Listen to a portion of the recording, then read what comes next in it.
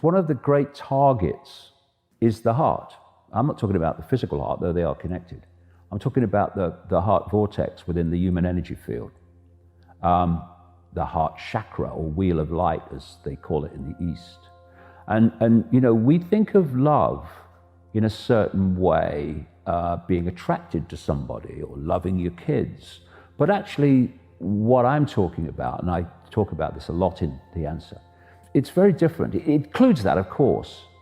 But love in its true sense does not say, I want the best for my kids, although we do, of course we do. It says, I want the best for everybody. And when you open this, it's not just love in the sense that people perceive it. It opens you to infinity. It's our connection to all that is, has been, and ever can be. And through that connection, you have insight, you have knowing. When people have intuitive knowing, where do their hands go? Look, mate, I just know, I just know. This knows because it does know, because it's connected to that which does know. And when you open your heart, you're opening your connection to a level of awareness that allows you, first of all, to see the connections, because you're coming from that level where everything is one. Therefore, you can see the connections in the reality you're experiencing. One definition I would give for this kind of love is the absence of fear. I would call evil the absence of love. I think that's what evil is. It's the absence of love. You infuse love into evil, it's not evil anymore. It's the absence of love. And this is what this cult is. It's the absence of love. That's why it does what it does. It's also the absence of fear. Because once you open to this insight, this self-identity, you know there's nothing to fear. Because whatever happens, whatever experiences we're having, there'll be another one along in a minute, we are always an expression, a point of attention within all that is, has been, and ever can be. And however bad the experience we're currently having, that is what we always are. All that is, has been, and ever can be. This does not fear. This will always do what it knows to be right, and therefore does not consider consequences for doing what it knows to be right, because it would never consider doing anything but what it knows to be right. Thus, consequences are irrelevant. This says, I'd like to do this, but what are the consequences? And you'll always find a list of consequences why you wouldn't do it. This says, I do what I know to be right. Consequences, therefore, are not even a conversation. And one of the great fears that people have, well, it's the foundation fear, I think, is the fear of the unknown, which manifests as the fear of death. And the manipulation of the fear of death is the manipulation of this pandemic. That's why people have been frozen in fear, because they fear death. That's why doctors have so much power. Well, actually, you are all that is, has been, and ever can be, and always will be. You're just having a brief experience. So this is without fear. It doesn't consider consequences. What I mean by that is it knows that if you cross the road in front of a truck, you're going to get damaged. But I mean consequences of what will people do or think or say about me, what will happen to me for doing what I know to be right. It doesn't even consider those consequences. I never consider them. Because to consider them is to consider not doing what I know to be right, not having it.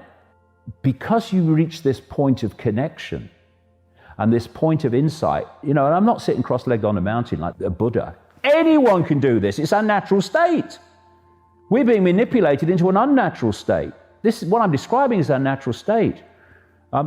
When you open your heart, you know that death is nothing except a transfer of attention. That's all it is. I've got a picture in the answer, And it's of a bloke with a headset, you know, a virtual reality headset. And he's just taking it off and looking around. And I put a caption underneath, "My God, I've just died." Because that is what death is, basically. It's taking the headset off.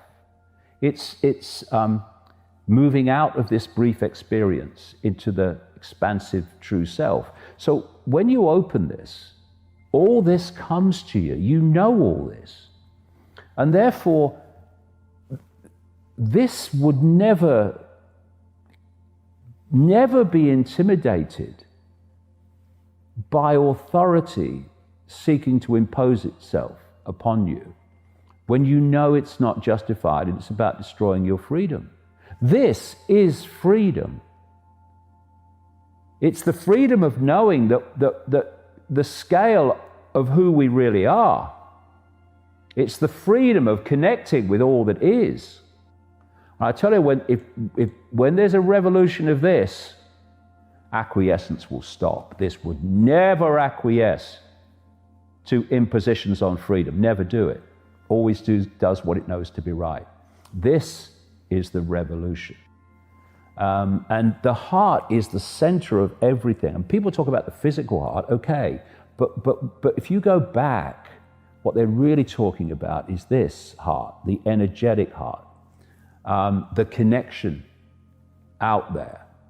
And you look at all the things, all the symbolism through the ages and still today relating to this. Open heart, heart of stone, broken heart. You look at all the phrases relating to the heart, and it's because this is the center of everything. And we've been manipulated to think this is the center of everything. It's not. Do you know that the heart is the biggest electromagnetic field, most powerful electromagnetic field in the body? And this, when it's open,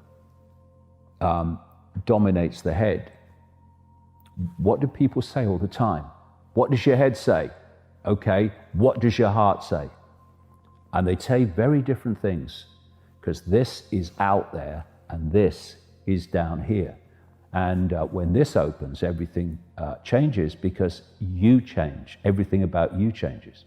It's what happened to me a long time ago, and changed my life. And everyone can access this whenever they want. Anytime they want. And what I would say is, ditch the bloody labels.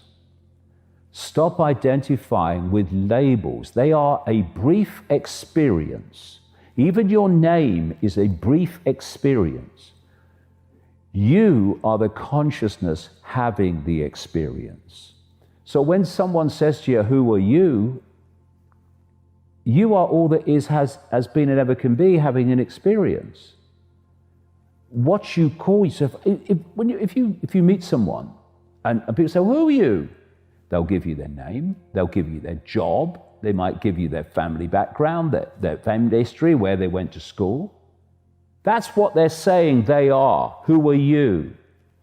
But that's just what they've experienced. Who am I? All that is, has been, and ever can be, having an experience called David Icke. Very brief, very interesting. The point of attention that I am is an expression of the same consciousness that the point of attention that you are is. And the same with all of us. So racism and all these isms and all these divisions, not only undesirable, they are confirmation that those that go down that road are utterly clueless about the nature of reality and the nature of who they really are. And I see anti-racists who are utterly obsessed with race when it's just a brief experience. That's all it is. You are what is having the experience. And when that penny drops and this, as a result, opens, game over.